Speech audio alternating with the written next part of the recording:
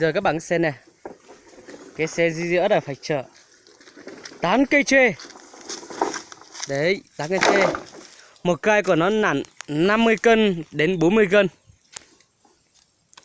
Một xe thế này các bạn xem cái xe này nhá.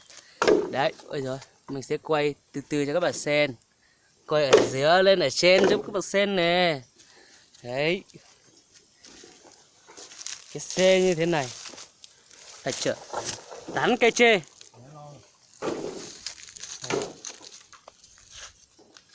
Đấy. Còn cái xe như thế này phải chở 8 cây tre nữa. Hai xe này như nhau. Rồi. Theo các bạn nghĩ thì có chở hết không?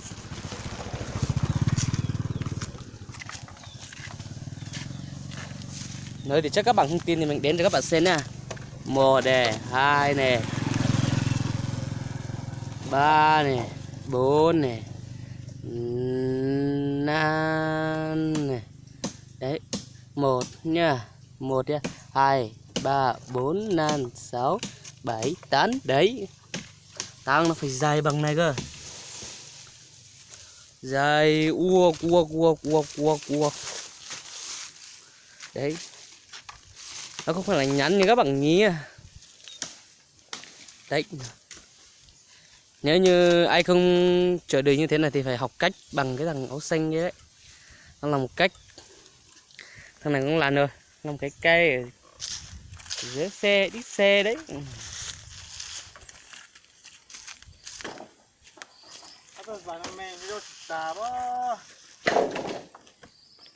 Ôi lô.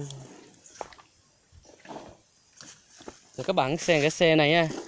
Xem từ từ ở dưới lên cái xe cái lốc như thế này á. Rồi cái lăng hoa nó như thế này á. Cái căng nó như thế này. Rồi. Cái tay lái như thế này á. Rồi. Cái xe này đẹp thiệt đấy. Thằng nào mua thì hãy comment với mình. Thằng em trai nó bán bắn đấy. Cái xe này nó bắn 600 đồng đấy nha. Đấy.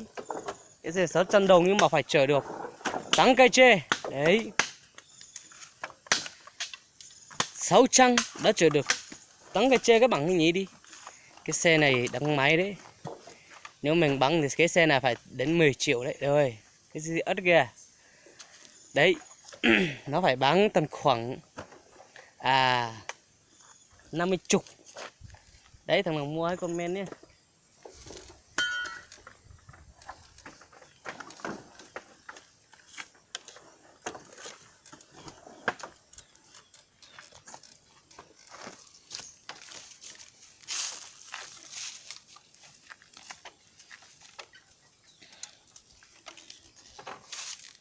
Đấy, các bạn xem nhé.